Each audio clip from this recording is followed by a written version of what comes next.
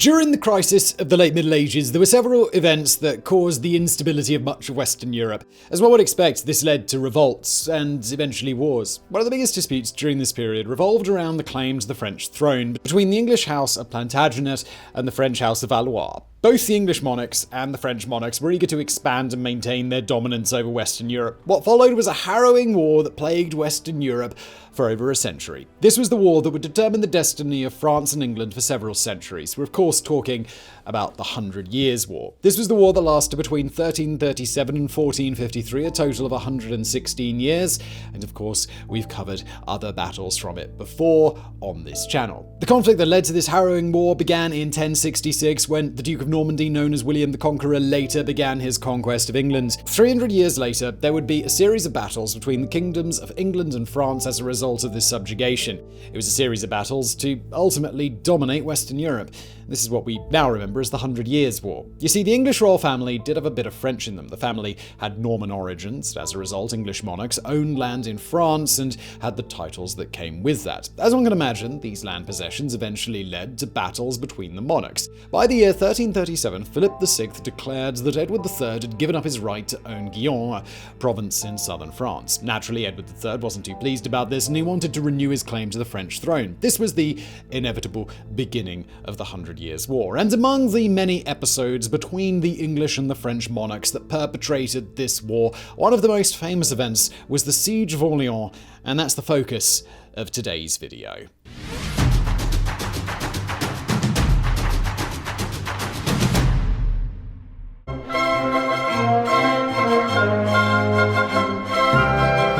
By 1415, Henry V had invaded France and had demanded control of the French crown. Following the Battle of Agincourt, the English dominated all of northwestern France, including the kingdom's capital, Paris. But this wasn't enough for the English monarchy.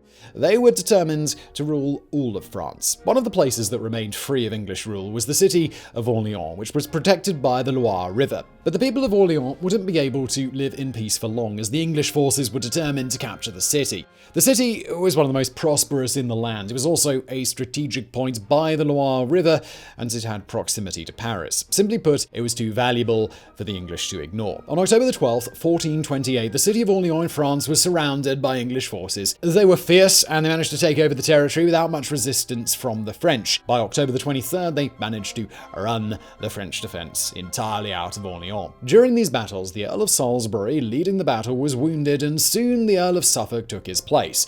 Later, the Earl of Shrewsbury sent more troops to Orleans to gain control of the city, ensuring that no French forces could reclaim it. It must have seemed impossible for the French to re-enter the city. A variety of English militias were hired to man the 34 towers that served as Orleans' defense. The English forces continued to grow to ensure that the city would be protected against the French. But the French weren't ready to lose Orleans so quickly. While much of France was now under the control of the English monarchy, they were about to meet their match in the form of a young French peasant girl.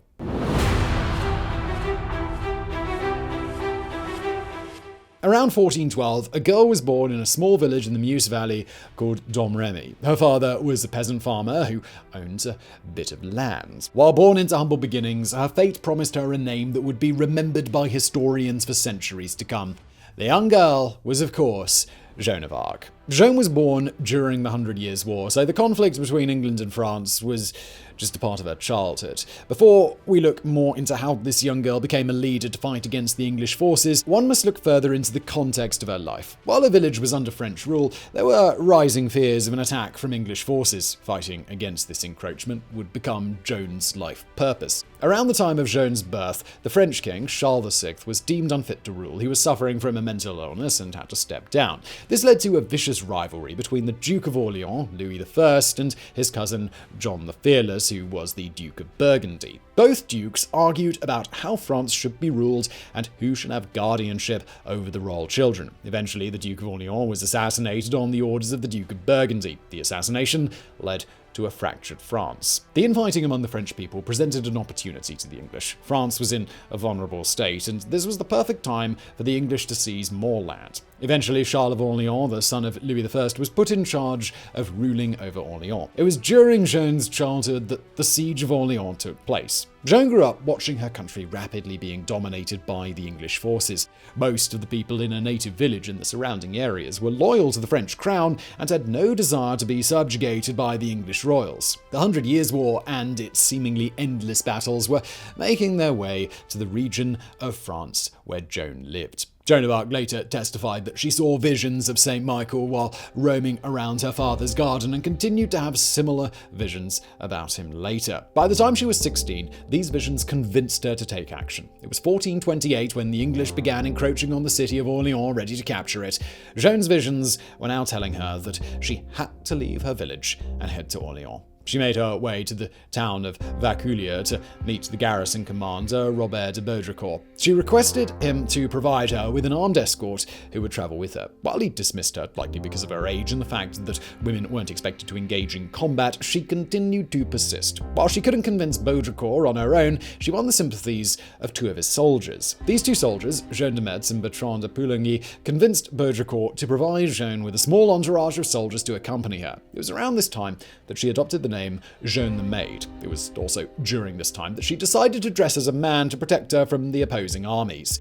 In early 1429, Joan met Charles VII at the royal court in Chinon. She was only 17 at the time, but she made a great impression on Charles. Joan told him that she wished to travel to Orleans to reclaim the city from the English. Charles sent Joan to be questioned by a group of theologians to examine her faith and commitment to God.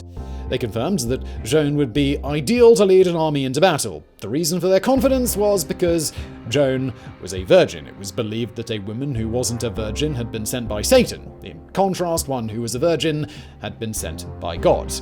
The past, everybody. She was given a custom banner, armor, as well as her own sword. One could say that this was the beginning of the legend of Joan of Arc.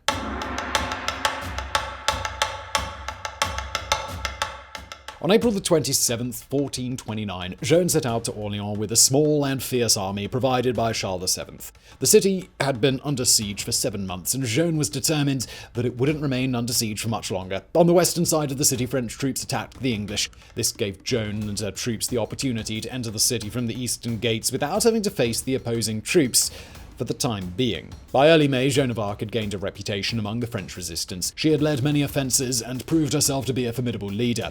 Once Joan and her soldiers entered Orleans, she was determined to keep fighting until the English would be driven out. She began distributing food to the people of Orleans and gave money to the garrison. She would also use messengers to communicate with the English soldiers. She demanded that they leave. The English soldiers balked at her demands, and several threatened to literally kill the messengers. In hindsight, one can look back at these English soldiers and admire their confidence, though it was ill-advised. Some of these soldiers referred to the messengers as being emissaries of a witch. Little did they know that their formidable opponent would one day be hailed as a saint. The 5th of May was Ascension Day, and the French troops rested, preparing for battle the next day. Early the next morning, the French population of Orleans gathered in militias who worked alongside the professional soldiers, then traversed the river from Orleans to the island of Saint-Aignan. Their goal was to take the Bastille of Saint-Jean-le-Blanc and conquer the entire island. However, the English commander, William Glasdale, reacted by destroying the Bastille's outer fortifications, known as outworks.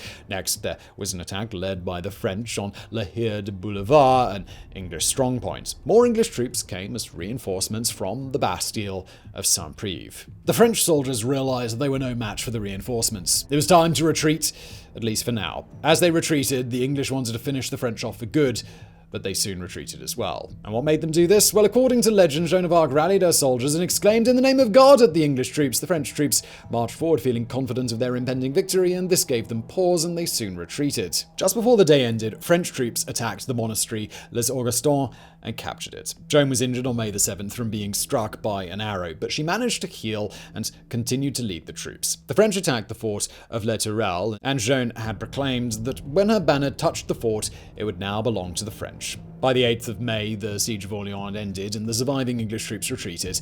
Close to 1,000 English soldiers had been killed, and there were roughly 600 prisoners. The English had managed to capture 200 French soldiers, all of whom were released as soon as the siege of Orleans had ended.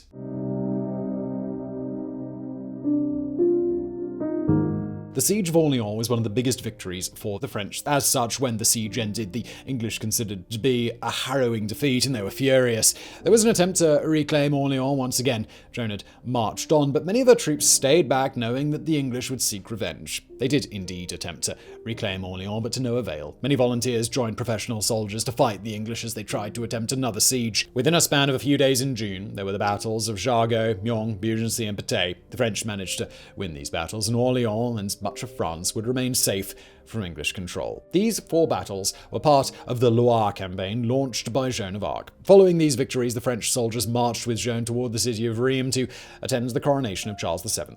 On the 17th of July, 1429, he was consecrated as King Charles VII of France. Joan of Arc kneeled at his feet at the ceremony. Sadly, Joan of Arc would never actually live to see the end of the 100 Years' War. While she was a hero to many French, there were also traitors in the midst. In May of 1430, a year after the end of the Siege of Orleans, Joan led soldiers to battle against English forces once again. Joan, her army, and an accompaniment of Armagnac soldiers attempted to attack a Burgundian camp in Margny. Unfortunately, they were no match for the Burgundian forces. Joan was captured and was imprisoned in the castle at Beaulieu-les-Fontans, which belonged to the Count of Ligny, John II of Luxembourg. She attempted to escape and was then quickly transferred to a prison in Beaurevoir Castle. She tried to escape by jumping from a window that was 70 feet high, but was caught and then imprisoned once again in the town of Arras, which was ruled by the Burgundian forces. The Burgundians had had enough of Joan of Arc, and they wanted her off their hands. They sold her to the English forces, who would decide her fate. She was eventually found guilty not only of heresy, but also for dressing as a man while she led troops into battle. She was burned at the stake on May the 30th, 1431, aged around 19.